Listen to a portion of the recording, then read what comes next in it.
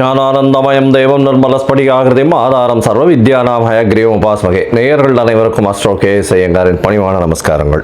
ராகு கேது பெயர்ச்சி 2025 ஏப்ரல் 26ஆம் தேதி சித்திரை மாதம் 13ஆம் நாள் சனிக்கிழமை ரேவதி நட்சத்திரத்தில் இந்த ராகு கேத்துவினுடைய பெயர்ச்சியாகுது. ராகு கேத்து பெயர்ச்சி அப்படின்றது என்ன அப்படின்னா, ராகு கேத்து இந்த ரெண்டு கிரகங்களும், அதாவது ஒரே கிரகங்கள், ஒன்று தலையாகவும் ஒன்று வாலாகவும் கருதப்படுகிறது. இந்த ரெண்டு கிரகங்களும் பார்த்தாலேயானால் 180 பாகையில் ஒன்றுக்கு ஒன்று இருக்கும்.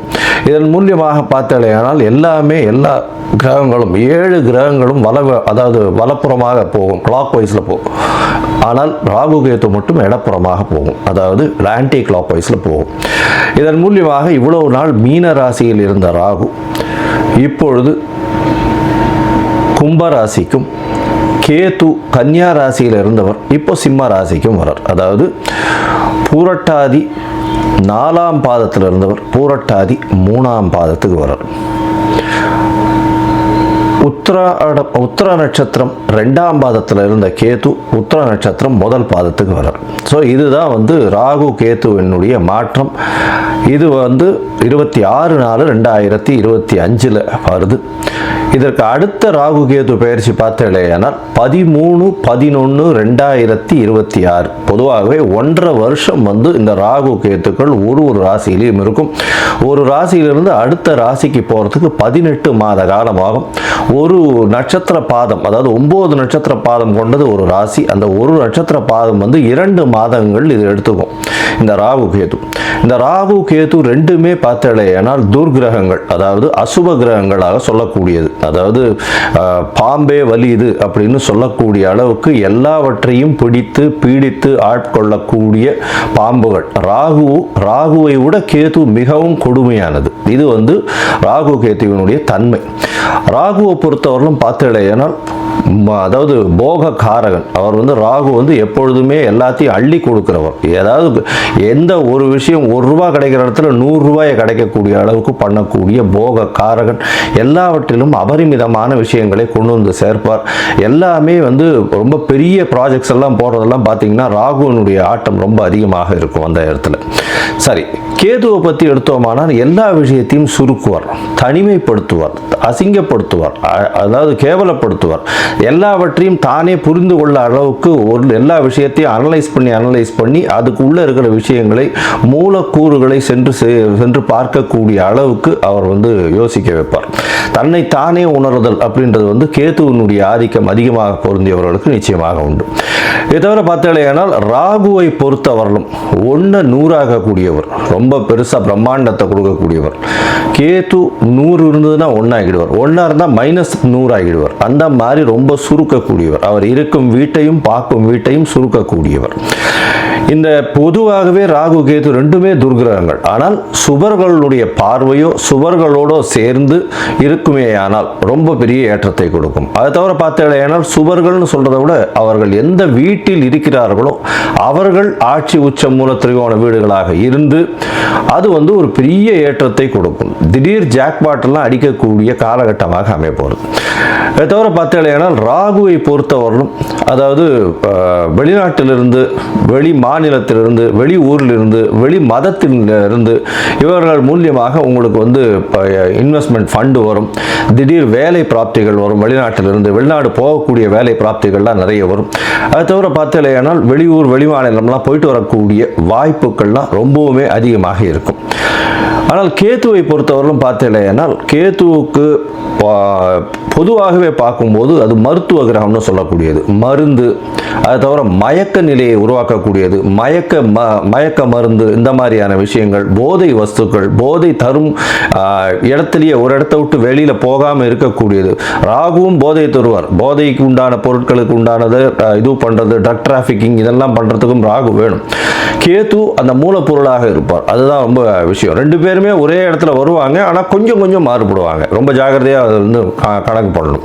அது தவிர பார்த்தேனால் அதாவது இந்த பில்லி சூன்யம் ஏவல் ஒருத்தரை வந்து பயமுறுத்துறது இந்த மாதிரியான விஷயங்கள் எல்லாம் கேத்துவனுடைய ஜாலங்கள் அதிகமாக இருக்கும். ராகுவை பொறுத்தவரைக்கும் அவர் சொல்லி அடுத்தவங்க கேட்டு மயக்க வைக்கக்கூடிய அளவுக்கு அந்த கரும்பாம்பு செம்பாம்புன்னு சொல்லுவாங்க. ராகுவை கரும்பாம்புன்னு கேத்துவை செம்பாம்புன்னு சொல்லுவாங்க. ராகுவுக்கு பார்த்தீங்கன்னா 18 வருஷம் இந்த விம்சோத்தரி திசையில் கொடுத்துருக்காங்க. கேத்துவுக்கு 7 வருஷம் கொடுத்துருக்காங்க. 18 வருஷத்தில் ஒருவருக்கு ராகு நல்லபடியாக இருந்து சுவர்களால் பார்க்கப்பட்டு அவர்களுடைய இருந்த இடத்தினுடைய வீட்டினுடைய அதிபதி ஆட்சி உச்ச மூல திரிகோணம் திக்பலம் இந்த மாதிரியான விஷயங்கள் அடைந்திருந்தாரே ஆனால் நல்ல ஒரு யோகத்தை அந்த காலகட்டத்தில் கொடுப்பார். இப்போ பார்த்தேனால் இந்த ராகு கேத்துக்கு பார்த்தீங்களேனால் ராகுக்கும் கேத்துவுக்கும் சிறு சிறு அதாவது பிரச்சனைகள் இருக்குமே ஆனால் அவர்கள் இருக்கும் இடத்தின் மூலியமாக பிரச்சனை இருக்குமே ஆனால் அவர்களுக்கு என்ன எளிய பரிகாரம் செய்யலாம் அப்படின்றத பார்க்கும்பொழுது ராகுவுக்கு எளிமையான பரிகாரம் அப்படின்னு சொல்லக்கூடியது ராகு காயத்ரி. ராகு காயத்ரி அப்படின்றத சொல்றோம்னா ஓம் நாகத்வஜாய வித்மஹே பத்மஹஸ்தாய தீமஹி தன்னோ ராகு பிரச்சோதயாத். நான் திருப்பியும் சொல்கிறேன். ஓம் நாகத்வஜாய வித்மஹே பத்மஹஸ்தாய தீமஹி தன்னோ ராகு பிரச்சோதயாத் அப்படின்றது ராகு காயத்ரியும். கேதுதா காயத்ரி அப்படின்னு சொல்லக்கூடியது ஓம் அஸ்வத்வஜாய வித்மஹே சூலஹஸ்தாய தீமஹி தன்னோ கேது பிரச்சோதயாத் அப்படின்றதையும், அதாவது திருப்பியும் சொல்கிறேன். ஓம் அஸ்வத்வஜாய வித்மஹே சூலஹஸ்தாய தீமஹி தன்னோ கேது பிரச்சோதயாத் அப்படின்றது ஒரு நாளைக்கு ராகுவினுடைய காயத்ரி 7 முறையும் கேதுவினுடைய காயத்ரி 4 முறையுமாவது சொல்வதன் மூலியமாக ராகு கேத்துவுக்கு செய்யக்கூடிய எளிய பரிகாரமாக சொல்கிறோம். அது தவிர பார்த்தேன்னா ராகு கேத்துவுக்கு வேற என்னென்ன அப்படின்னா ராகுவுக்கு உண்டான கடவுளாக சொல்லக்கூடியது வந்து இந்த பத்ரகாளி, மிகுந்த கோபத்தில் இருக்கக்கூடிய ஆக்ரோஷத்தில் இருக்கக்கூடிய கடவுள்கள். அது தவிர பத்ரகாளி, அதுக்கப்புறம் பார்த்தேன்னா இந்த இது ஐயனார் அந்த மாதிரியான இதுவில் சொல்லுவோம். அது தவிர பார்த்தேன்னா இந்த பிரத்யங்கரா இவங்கள்லாம் ராகுவுக்கு உண்டான தெய்வங்களாக சொல்லக்கூடியது. அதுக்கப்புறம் பார்த்தேனால் நரசிம்மர் ராகுவுக்கு உண்டான தெய்வம். ஏன்னா மிகுந்த கோபத்தோடு ஆக்ரோஷத்தோடு இருக்கக்கூடியவர். இதெல்லாம் வந்து இந்த தெய்வங்கள் எல்லாமே வந்து ராகுவுக்கு உண்டான பரிகார ஸ்தலங்களாக இந்த தெய்வங்கள் இருக்கக்கூடிய இடத்த இது பண்ணலாம். அது தவிர பார்த்தேனால் இவர்களுக்கு எலுமிச்சம்பழம் மாலை, எலுமிச்சம்பழம் இதில் வந்து நல்லெண்ணெய் விட்டு இது ஏற்றுறது, எண்ணெய் விட்டு திரி போட்டு விளக்கு ஏற்றுறது. அது தவிர பார்த்தேனால் பூசணிக்காயை 2ஆக கட் பண்ணி அதில் இருக்கிற சதப்பத்தை எடுத்துட்டு எண்ணெயை விட்டு ஏற்றுறது. இதெல்லாம் வந்து ராகுவுக்கு உண்டான தோஷங்களை நிவர்த்தி செய்யக்கூடியது, ராகுவுக்கு உண்டான எளிய பரிகாரங்களாக சொல்லக்கூடியது. அது தவிர பார்த்தீங்களேனால் இந்த இது கேத்துவுக்கு உண்டானது என்ன அப்படின்னா விநாயகரை சொல்வார்கள். அது தவிர ஆஞ்சநேயர், அதாவது தலை மாறியவர்கள், அதாவது விநாயகரும் சரி ஆஞ்சநேயரும் சரி இவர்கள் 2 பேரையும் சொல்லுவாங்க. அது தவிர வந்து சித்தர்கள், யோகிகள், ஞான குருமார்கள், குரு பீடங்கள், மடங்கள் இதெல்லாம் சொல்லக்கூடியது.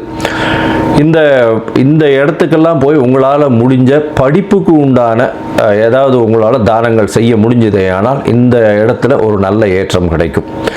அது தவிர பார்த்தேனால் இந்த இது ஆட்டிசம் சைல்டு, மனநலம் சற்று பேதலித்து குன்றி இருக்கக்கூடிய குழந்தைகள், வளர்ச்சி குன்றிய குழந்தைகளுக்கு உங்களால் முடிந்ததை செய்யும் பொழுது கேத்து பகவானின் மூலியமாக வரக்கூடிய எல்லா பிரச்சனைகளிலிருந்தும் நிச்சயமாக விடுதலை பெறலாம்.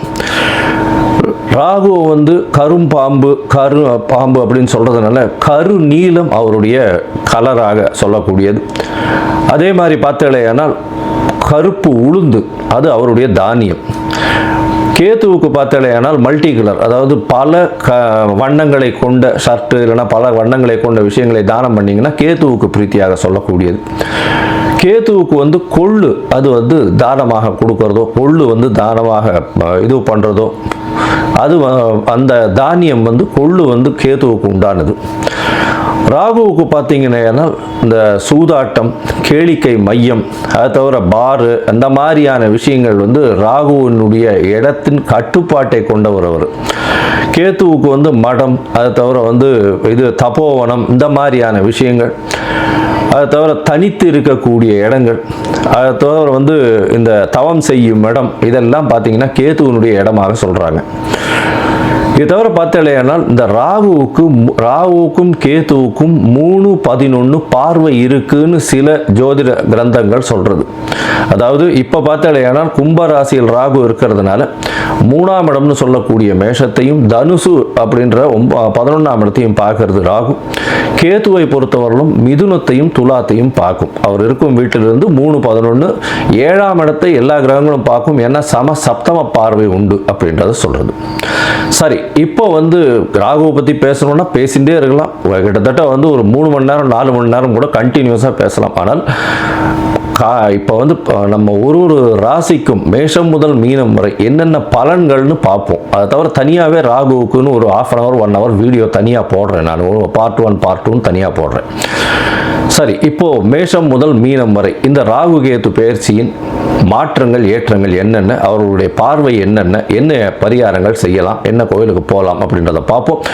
இந்த சேனல், என்னுடைய சேனல் பார்த்துட்டு இருக்கவங்க உங்களுக்கு ஜாதகம் பார்க்கணும் அப்படின்னா நீங்கள் என்னுடைய மொபைல் நம்பருக்கு, கீழே கொடுக்கப்பட்டிருக்கிற மொபைல் நம்பருக்கு எனக்கு வாட்ஸ்அப் பண்ணுங்க. உங்களுடைய பெயர், உங்களுடைய தாய் தகப்பனார் பெயர், உங்களுடைய பிறந்த நேரம், தேதி, உங்களுடைய பிறந்த இடம், date of birth, time of birth, place of birth, உங்களுடைய நேம், பேரண்ட்ஸ் நேம், இதுவரெல்லாம் அனுப்புங்க. சந்தி இருக்கான்னு பார்க்குறேன். ஏன்னா லக்ன சந்தி, பாத சந்தி இதெல்லாம் பார்க்கணும். சந்திரனுடைய சந்தி இருக்கா, என்ன ஏதுன்னு பார்க்கணும். இதற்கு காரணம் என்ன அப்படின்னா பல வகையான பஞ்சாங்கங்களை உபயோகப்படுத்துகிறா. பஞ்சாங்கங்கள் உபயோகப்படுத்தக்கூடிய இடமும் வந்து பல இடங்கள் மாறுபடும். அதாவது ஸ்ரீரங்கத்து பஞ்சாங்கத்தில் டெல்லியில் பிறந்த குழந்தைகளுக்கு பேஸ் பண்ணி பார்ப்பா. அப்போது சூரிய உதயமே மாறும். அதனால் சந்தி வரக்கூடிய வாய்ப்புகள் மிகவும் அதிகம். அவங்க வந்து மிருகசீரிஷ நட்சத்திரம் அப்படின்னு நினச்சிட்டு இருப்பாங்க, 2ஆம் பாதம் அப்படின்னு நினச்சிட்டு இருப்பாள். ஆனால் பார்த்தாலேயானால் 3ஆம் பாதத்தில் மிதுன ராசியில் இருப்பாள். இந்த அவள் வந்து 50 வயசு ஆகிட்டு இருக்கும், ரிஷப ராசிக்கு வந்து அர்ச்சனை பண்ணிட்டு இருப்பாள். ஆனால் மிதுன ராசியில் பிறந்திருப்பாள். ஸோ இந்த மாதிரியான மாற்றங்கள்லாம் நிறைய இருக்குது. அதனால் உங்களுடைய ஜாதகத்தை நானே போட்டு அதன் வழியாக சந்தி இருக்கான்றதை பார்த்து உங்களுக்கு உண்டான பலன்கள் என்ன ஏதுன்றதை டிஸ்கஸ் பண்ணுறேன். அதற்குண்டான கட்டணம் என்னன்றது போடுறேன். அந்த கட்டணத்தை செலுத்திட்டு நீங்கள் அப்பாயின்மெண்ட் எடுத்துக்கோங்க. சரி, இப்போது ராகு கேதுவின் பயிற்சி 2025 2026 மேஷம் முதல் மீனம் வரை ஒரு ராசியாக. மேஷம், அஸ்வினி, பரணி, கிருத்திகை இந்த 3 நட்சத்திரம் 9 பாதங்களை கொண்ட ராசி. ராசியின் அதிபதினு சொல்லக்கூடியவர் செவ்வாய். இந்த ராகு கேதுவின் பெயர்ச்சி பார்த்தீங்கன்னா இவ்வளவு நாளாக ராகு உங்களுடைய ராசிக்கு 12ஆம் இடத்துல இருந்தார். 12ஆம் இடத்துல இருந்து மிகப்பெரிய தொல்லை கொடுத்துட்டு இருந்தார். தூக்கத்தை அடியோடு கஷ்டப்படுத்தி கொண்டிருந்தார். உங்களுடைய மன அலைகள் வந்து ரொம்ப அதிகமாக போகக்கூடிய காலகட்டமாக இருந்தது. இந்த காலகட்டத்தில் வந்து பார்த்தேனால் எல்லா விஷயத்திலையும் செலவுகள் அதிகம், தேவையற்ற செலவுகள் அதிகம், விரக்திகள் கொஞ்சம் அதிகம். இப்போ வந்து இந்த ராகு கேத்துவின் பெயர்ச்சி பெரிய ஏற்றத்தையும் மாற்றத்தையும் உங்களோட வாழ்வில் கொடுக்க போகிறது. ராகு உங்களுடைய ராசிக்கு 11ஆம் இடத்துல வரார். கேது உங்களுடைய ராசிக்கு 5ஆம் இடத்துக்கு வரார். 6ஆம் இடத்துல இவ்வளோ நாளாக இருந்த கேது 5ஆம் இடத்துல வரார். 6ஆம் இடத்துல உடல் நிலையில் பாதிப்பு, அதாவது ருணரோக சத்ரு ஸ்தானத்தில் இருந்தவர் வந்து உடல் நிலையில் பாதிப்பை கொடுத்திருந்தார். இந்த அதாவது என்ன நோயின்னே தெரியாத அளவுக்கு கொடுத்திருந்தார். இப்போ வந்து அவர் வந்து 5ஆம் இடத்துக்கு வரார். 5ஆம் இடம்னு சொல்லக்கூடியது சிம்மம், அந்த இடத்துக்கு வரார். ராகு உங்களுடைய ராசிக்கு 11ஆம் இடம்னு சொல்லக்கூடிய கும்பத்துக்கு வரார். சரி, இந்த 11ஆம் இடத்துக்கு வர்றதுனால என்ன அப்படின்னா 11ஆம் இடம்னு சொல்லக்கூடியது உங்களுடைய அபிலாஷைகள், உங்களுடைய எண்ணங்கள் எல்லாமே நிறைவேறக்கூடிய காலகட்டமாக அமையப்படுது. நீங்கள் எது நினைக்கிறீர்களோ அது வந்து நிச்சயமாக அமரும். அதுவும் ராகுவே போய் உட்கார்ந்துருக்கார் இந்த காலகட்டத்தில். இந்த 1.5 வருஷ காலத்தில் பார்த்தேனால் ராகு சனியோட சேர்ந்து உட்கார்ந்துருக்கார். 11ஆம் இடத்துல சனியோட சேர்ந்து உட்கார்ந்துருக்கார். 2 துர்கிரகங்கள் 11ஆம் இடம் அப்படின்னு சொல்லக்கூடிய ஆபோகுலி ஸ்தானத்தில், அந்த மறைந்த இடம் ஆபோகுலி ஸ்தானம், பணவரவு ஸ்தானம்னு சொல்லக்கூடிய இடத்துல 2 துர்கிரகங்கள் இருக்கிறது மிகவும் ஏற்றம். பொதுவாகவே இந்த துர்கிரகங்கள்லாம், அந்த சனி, ராகு இந்த மாதிரியான துர்கிரகங்கள் 11ஆம் இடமெல்லாம் இருந்ததுன்னா 3, 6, 11 இதெல்லாம் இருந்ததுன்னா மிகப்பெரிய ஏற்றத்தை கொடுக்கும். பணவரவிற்கு எப்பவும் பஞ்சம் இருக்காது. செய்யக்கூடிய தொழிலில் அபரிமிதமான யோகத்தை கொடுத்து உங்களுடைய உங்களுக்கு என்ன வேணுமோ மிகப்பெரிய மாற்றங்களையும் ஏற்றங்களையும் உங்களுடைய வாழ்நாளில் ஏற்படுத்தி கொடுக்கக்கூடிய காலகட்டமாக அமைய போகிறது. இந்த காலகட்டத்தில் பார்த்தீங்கன்னா ராகு 11ஆம் இடத்துல இருக்கிறது ஒரு மிகப்பெரிய ராஜயோகத்தை கொடுக்கும். எல்லா விஷயத்திலையும் பெரிய ஏற்றம் இருக்கும். இருந்தாலும் மூத்த சகோதர சகோதரிகளோட அந்த அளவு ஒரு பிரச்சனைகள் வந்து கொண்டே இருக்கும், பிணக்கு இருக்காது. பண வரவும் பார்த்தீங்கன்னா மறைந்த இடத்திலிருந்து திடீர் பண வரவு வரும். அதுவும் இந்த ராசிக்காரர்கள், மேஷ ராசிக்காரர்கள், அந்த தண்ணீர் அந்த மாதிரியான விஷயங்கள், கருப்பு சம்பந்த மறைந்த இடத்திலிருந்து இருக்கக்கூடிய குரூடு, பெட்ரோல், இரும்பு சம்பந்தப்பட்ட தொழில், அது தவிர கம்யூனிகேஷன் தொழில், இதெல்லாம் பண்ணிட்டு இருக்காளேயானால் அவளுக்கு பெரிய ஏற்றம். அது தவிர பார்த்தாலேயானால் ராகுவின் மூலியமாக ராகுவின் தொழில்னு சொல்லக்கூடியது இந்த சவுண்ட் மைக்ரேஷன், 2G 3G இந்த மாதிரியான விஷயங்கள், சவுண்ட் மைக்ரேஷன், இதெல்லாம் ஒரு பெரிய ஏற்றம். அது தவிர பார்த்தாலேயானால் ராகுவிற்கு உண்டான, அதாவது இந்த கலைத்துறையில் இருக்கிறவங்க பார்த்தீங்கன்னா நல்ல ஒரு ஏற்றத்தை காண்பார்கள். புதுசாக ஒரு 2-3 ப்ராஜெக்ட் உங்களுக்கு வரும். ஏன்னா கலைத்துறையில் சின்ன திரை, பெரிய திரை, இவங்களுக்கெல்லாம் பார்த்தோம்னா பெரிய மாற்றங்கள் அமையக்கூடிய காலகட்டமாக அமையும். ஏன்னா ராகு 11ஆம் இடத்துல போய் இருக்கிறதுனால நிச்சயம் வெளிநாடு டிராவல் ஒரு தூரம் போயிட்டு வருவீங்க. அதாவது வீட்டை விட்டு, நாட்டை விட்டு, ஊரை விட்டு வெளியில் சென்று வரக்கூடிய பாக்கியம் உண்டு. அதுவும் கலைத்துறையில் இருக்கிறவங்களுக்கு பெரிய ஏற்றத்தை கொடுக்கக்கூடிய காலகட்டமாக அமையிறது. உங்களுடைய ராசியில் இருக்கக்கூடிய அரசியல் பிரமுகர்களுக்கு பார்த்தீங்கன்னா பெரிய ஏற்றம். எல்லாம் திடீர்னு பணம் குவிய ஆரம்பிக்கும். என்ன பண்ணுறாங்கன்னே தெரியாது. அவங்களுக்கு பாட்டுக்கு பணம் குமிஞ்சிட்டே இருக்கும். எல்லா விஷயத்திலையும் அவங்க சொல்கிறது எல்லாமே நடக்கக்கூடிய காலகட்டமாக அமையும். இந்த காலகட்டத்தில் பார்த்தலையானால் ராகு உங்களுடைய ராசிக்கு 3ஆம் இடத்தையும் 9ஆம் இடத்தையும் பார்க்குறாரு. இதன் மூலியமாக பார்த்தலையானால் உங்களுடைய தந்தைக்கு ஒரு சின்ன மனசு, அதாவது உடல் நலத்தில் சற்று பின்னடைவு இருக்கும். உங்களுடைய உடல் நிலையில் சற்று பின்னடைவு இருக்கக்கூடிய காலகட்டமாகவே அமையும். இருந்தாலும் தந்தையின் உடல்நிலையில் நல்ல ஒரு ஏற்றம் கிடைக்கும். ஏன்னா குருவும் இப்போ அதாவது குரு 11/5/2025 மாறி அவரே 9ஆம் இடத்தையும் பார்க்கிறார். அதனால் தந்தையின் உடல்நிலையில் ஏற்றம் கிடைச்சிடும் அதுக்குள்ள. ஆனால் உங்களுடைய உடல்நிலையில் சற்று உன்னிப்பாகவும் கவனிப்பாகவும் இருக்கிறது ரொம்பவும் நல்லது. இந்த காலகட்டத்தில் கேது உங்களுடைய ராசிக்கு 5ஆம் இடத்துல இருக்கார். 5ஆம் இடத்துல இருக்கக்கூடிய கேது குழந்தை பிராப்திக்கு பிரச்சனையை கொடுப்பார். இவ்வளோ நாளாக குழந்தைகள் இல்லை அப்படின்னு இருக்கிற வாழ்க்கை குழந்தை பிராப்திக்கு கொஞ்சம் பிரச்சனையை கொடுத்தே தீர்வார். ஏன்னா கேது 5ஆம் இடத்துல இருக்கார். கேதுவை சனி வேற பார்க்கிறார் மூல திரிகோண வீட்டில் இருந்து. அதனால் இந்த காலகட்டத்தில் 5ஆம் இடத்தை சுருக்கக்கூடிய அந்த காரகத்துவத்தை சுருக்கிடுவார். அவர் 5ஆம் இடத்தினுடைய விஷயத்தை சுருக்குவார். அதாவது உங்களுடைய பதவி, புகழ், அந்தஸ்து, கௌரவம், அதை தவிர பார்த்தோம்னா உங்களுடைய குடும்பத்தில் வாரிசுகள் வர்றது, இதெல்லாத்தையும் சற்று பின்னடைவு செய்வார். உங்களுடைய குழந்தைகளை விட்டு நீங்கள் பிரிந்து செல்லக்கூடிய காலகட்டம், இதெல்லாம் வரக்கூடிய வாய்ப்புகள் நிச்சயமாக இருக்கும்.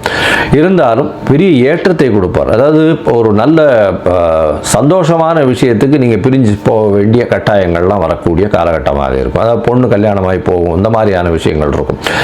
குழந்தை பிராப்திக்கு பார்த்து கொண்டிருக்கக்கூடிய மேஷராசிக்காரர்களுக்கு சற்று தாமதப்படக்கூடிய வாய்ப்புகள் நிச்சயமாக உண்டு. இந்த காலகட்டத்தில் பார்த்தேன்னா உங்களுடைய ராசிக்கு 5ஆம் இடத்துல இருக்கக்கூடிய கேது பகவான் ராசிக்கு 3ஆம் இடத்தையும் ராசிக்கு 7ஆம் இடத்தையும் பார்க்கிறார். இதன் மூலியமாக பார்த்தேனால் உங்களுடைய முயற்சியில் சிறு சிறு தடைகள் வந்தாலும் நிச்சயமாக வெற்றி இலக்கை அடையக்கூடிய வாய்ப்புகள் உண்டு. அது தவிர பார்த்தோம்னா இளைய சகோதரர்களோடு நல்ல ஒரு அண்டர்ஸ்டாண்டிங் இருக்கக்கூடிய காலகட்டமாக இருக்கும். அதை தவிர உங்களுடைய ராசிக்கு 7ஆம் இடத்தை கேது பார்க்குறார். 7ஆம் இடத்தை, அதாவது துலாத்தை பார்க்குறார். துலாத்தை கேது பார்க்கறதன் மூலியமாக பார்த்தோம்னா எதிர்பாலினத்தவர் மூலியமாக சிறு சிறு தொல்லைகள் வரக்கூடிய வாய்ப்புகள் நிச்சயமாக உண்டு. பார்ட்னர்ஷிப் பிஸ்னஸில் கொஞ்சம் ஜாகிரதையாக இருக்கிறது ரொம்பவும் நல்லது. அதை தவிர பார்த்தீங்கன்னா பார்ட்னர்ஷிப் பிஸ்னஸில் பார்ட்னருடைய கை ஓங்கி இருக்கக்கூடிய காலகட்டமாக அமைய போகிறது. உங்களுடைய ராசிக்கு சொந்த தொழிலில் பெரிய அபிவிருத்தி இருக்கும். ஏன்னா 10-11 அதிபதி 11ஆம் இடத்துல இருக்கிறதும் ராகுவோட சேர்ந்து இருக்கிறதுனால அபரிமிதமான ராஜயோகத்தை கொடுக்கக்கூடிய காலகட்டமாக அமைப்பது. மொத்தத்தில் இந்த ராகு கேத்துவின் பயிற்சி உங்களுக்கு வாழ்நாளில் ஒரு பெரிய ஏற்றத்தையும் மாற்றத்தையும் உங்கள் வாழ்நாளில் கொடுக்க போகிறது. இந்த காலகட்டத்தில் நீங்கள் அருகில் இருக்கக்கூடிய, அதாவது திருக்காலச்சேரி அப்படின்ற இடம் இருக்குது, அந்த இடத்துக்கு போய் அங்கே இருக்கக்கூடிய திருக்காலச்சேரியில் போயிட்டு அங்கே ராகு கேத்துவின் தோஷங்கள் தீர்க்கக்கூடிய விஷயங்களை செஞ்சுட்டு வாங்க. அது தவிர எளிய பரிகாரங்களும் சொல்லியிருக்கேன், அதை பண்ணுங்க. பண்ணுறதன் மூலியமாக ராகு கேத்துவினுடைய இந்த கோச்சார மாற்றம் உங்களுக்கு பெரிய ஏற்புடையதாக இருக்கும். அதாவது தசாபுக்தி சரியில்லாமல் இருக்கிறவங்களுக்கு கோச்சாரம் நல்லபடியாக இந்த காலகட்டத்தில் வேணுமே ஆனால் இந்த காலகட்டம் நிச்சயமாக உங்களுக்கு ஏற்றத்தை கொடுக்கும். பண வரவிற்கு பஞ்சம் இருக்காது. உடல் நலத்தில் ரொம்பவும் பெரிய ஏற்றம் இருக்கக்கூடிய, அதாவது உடல் நலத்தில் சற்று பின்னடைவு இருக்கும். மொத்தத்தில் பார்த்தேனால் பண வரவு எல்லா விஷயத்திலையும் இருக்கும். உடல் நலத்தில் சற்று பின்னடைவு இருக்கக்கூடும். மூத்த சகோதர சகோதரிகளோடு சற்று பிணக்கு ஏற்படக்கூடிய வாய்ப்புகள் உண்டு. அரசியல்வாதிகளுக்கு நல்ல ஒரு ஏற்றமான காலம். மருத்துவர், அது தவிர பொறியியல் வல்லுநர்கள், இந்த கம்யூனிகேஷன் வியாபாரம் பண்ணுறவங்க, இவங்களுக்கெல்லாம் பெரிய ஏற்றம் கிடைக்கக்கூடிய வாய்ப்புகள் நிச்சயமாக உண்டு. உங்களுடைய ராசிக்கு குழந்தை பிராப்திக்கு சற்று நிதானம் தேவை. இந்த காலகட்டம் அந்த அளவுக்கு சரி வராது. அது தவிர பார்த்தேனால் குழந்தைகள் மூலியமாக நல்ல ஒரு ஏற்றம் கிடைக்கக்கூடிய காலகட்டமாக அமைய போகிறது. குழந்தைகள் சற்று பிரிந்து இருக்கக்கூடிய வாய்ப்புகள் நிச்சயமாக இருக்கும். முயற்சிகள் எல்லாமே வெற்றி பெறக்கூடிய வாய்ப்புகள் நிச்சயமாக உண்டு. உங்களுடைய ராசிக்கு பார்த்தேன்னா உடல் நலத்தில் சற்று பின்னடைவு இருக்கும். ஜாகிரதையாக இருக்கிறது நல்லது. மொத்தத்தில் இந்த மேஷ ராசிக்காரர்களுக்கு பெரிய ஏற்றம், மாற்றம் வரக்கூடிய காலகட்டம் 95% ஒரு பெரிய ஏற்றத்தை கொடுக்கக்கூடிய காலகட்டமாக அமைய போகிறது.